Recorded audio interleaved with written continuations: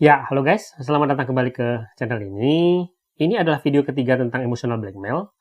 Di video sebelumnya, kita sudah bicara tentang apa itu emotional blackmail, area apa biasanya emotional blackmail itu bermain, tipe-tipenya apa, dan tanda-tanda dari emotional blackmail itu apa. Nah, sekarang kita hari ini mau bicara tentang apa yang bisa kita lakukan ketika misalnya kita merasa kita mengalami yang namanya emotional blackmail. Langkah-langkah apa yang bisa kita lakukan supaya kita lepas atau bisa merespon emotional blackmail yang dilakukan kepada kita. Ya guys ya, oke langsung aja ya. Jadi gini guys, ketika kita bicara tentang emotional blackmail, kalian harus ingat dua hal paling penting gitu ya.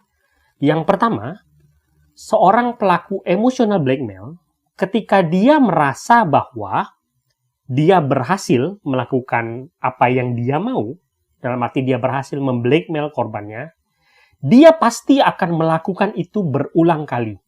Dia pasti akan selalu mempergunakan cara itu berulang kali.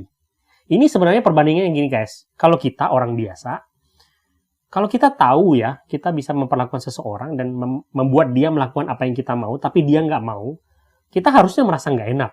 Karena kita merasa kita menjebak orang lain.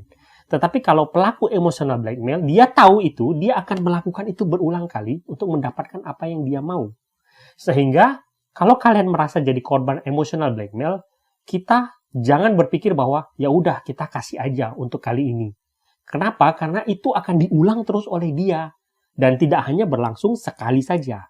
Ya, itu satu. Dua, pelaku emotional blackmail itu biasanya mereka sangat mengharapkan korbannya itu merespon secara emosional dan pada saat itu juga, ya ngerti ya maksudnya. Jadi aku bakal bunuh diri kalau kamu kayak gitu.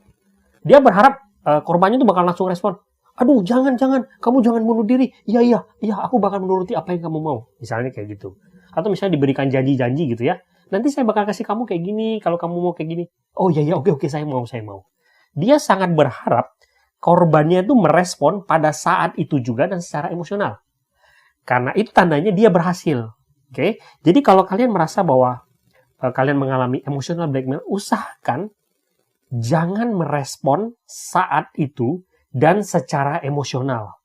Kalian harus bisa membuat keadaan di mana kalian harus menunda memberi respon kepada mereka dan memberi ruang dan waktu bagi diri kalian sendiri, entah apapun responnya nanti, untuk memutuskan apa yang mau kalian lakukan tentang blackmail yang dia berikan, gitu ya. Jadi jangan memberikan respon pada saat itu juga dan secara emosional karena itu yang mereka inginkan, ya.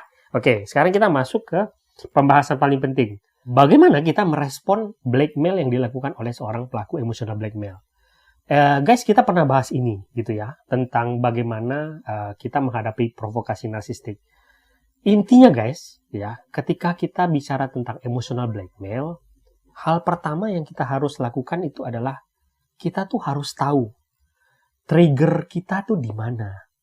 Titik lemah kita itu ada di mana. Di mana area si pelaku itu menyerang kita. Ini hal paling penting guys. Ini kita harus bisa nganalisis ini, gitu ya. Seperti seseorang yang tahu kelemahan dia di mana sehingga dia bisa melindungi kelemahan dia tersebut. Kalau kita bingung, gitu ya, kita bisa ingat bahwa emotional blackmail itu biasa berlaku di 3 area kan, ya. Fear atau ketakutan, obligation atau kewajiban moral, dan guilt atau rasa bersalah. Jadi ketika kalian mengalami emotional blackmail, coba analisis. Ini berlaku di area mana? Apakah dia bermain di ketakutan saya? Atau dia bermain di area kewajiban moralnya saya? Atau dia bermain di rasa bersalahnya saya. Coba cari tahu di mana dia bermain dan cari tahu trigger kita tuh di mana. Sehingga kita mulai bisa menganalisis apa yang terjadi kepada kita. Dan kemudian ketika kita udah tahu ya, blackmail apa yang terjadi kepada kita dan juga tipenya apa, gitu ya. Kita harus mulai mengambil keputusan dan batasan dan juga backup plan atau rencana cadangan kita terhadap blackmail yang dia lakukan. Ini gampangnya pakai contoh guys, saya akan kasih beberapa contoh. Pertama, misalnya, ketika misalnya orang itu mengancam menyakiti dirinya, gitu ya, dan mengatakan, oh kalau kamu tinggalkan saya bakal bunuh diri. Gitu. Itu kan dia bermain di area ketakutan dan juga rasa bersalah kita, kan gitu. Kita sudah harus menganalisis itu dan kemudian sudah menyiapkan backup plan. Kalau dia melakukan itu, saya akan berkata kepada dia bahwa aku tidak bertanggung jawab apapun akan kehidupan kamu. Jadi kalaupun misalnya kamu melakukan tindakan itu tidak akan berefek apapun kepada diriku. Karena aku nggak akan merasa bersalah. Karena aku tahu aku tidak bertanggung jawab akan kehidupan kamu. Itu membuat si pelaku blackmailnya akan berpikir ulang gitu ya untuk melakukan blackmail dia. Itu satu. Misalnya yang kedua nih, pelakunya itu menggunakan ketakutan kalian misalnya soal finansial misalnya ya, bahwa kalau kamu berani saya akan putuskan semua finansialnya kamu, misalnya gitu, suami ke istri misalnya gitu, atau ketakutan kehilangan anak misalnya di dalam sebuah rumah tangga gitu ya. Nah, kalian harus menganalisis itu kemudian mengambil backup plan, misalkan gitu ya, bahwa saya nggak mungkin menyerahkan semua harta kepada dia gitu ya, karena dengan ini dia akan selalu memblackmail saya harus juga menyiapkan kebutuhan finansial saya sendiri, misalnya. Entah itu perjanjian harta gono gini atau apapun, itu tergantung kondisinya. Soal anak misalnya, saya juga harus bersiap-siap misalnya melindungi anak saya kalau ada apa-apa, atau misalnya membuat perjanjian pengurusan perwalian anak misalnya. Ini kasusnya berbeda-beda ya guys ya. Saya hanya memberikan contoh ini kepada kalian supaya kalian mengerti bahwa kita harus punya backup plan untuk menghadapi emotional blackmail.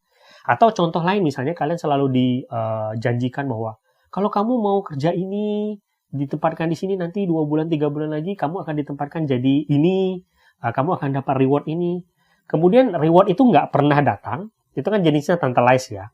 Nah, kalian harus mulai bisa menganalisis itu kemudian berkata bahwa saya menetapkan boundaries, batasan, bila janji berikutnya itu tidak ditepati, saya akan mengambil langkah-langkah tertentu.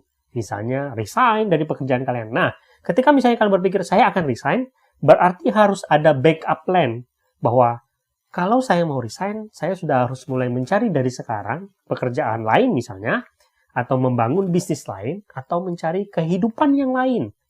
Nah, kita sudah mempersiapkan backup plan itu sehingga ketika emotional blackmail itu dilakukan kembali, kita sudah tahu apa yang harus kita lakukan. Ya? Gitu. Itu adalah gambaran-gambarannya guys. Memang dalam kenyataannya mungkin tidak segampang ini gitu ya, dalam arti mas banyak analisis dan trik-trik yang kita harus sesuaikan dengan kondisinya. Tetapi kira-kira ini semua garis besarnya.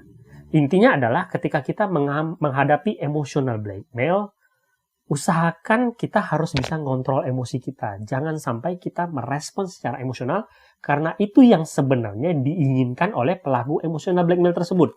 Ketika kita bisa berpikir lebih jernih, biasanya kita bisa melihat kemungkinan lain untuk menghadapi para pelaku emotional blackmail tersebut. Itu aja yang bisa saya bagikan hari ini. Semoga ini membantu. Sampai jumpa di video selanjutnya.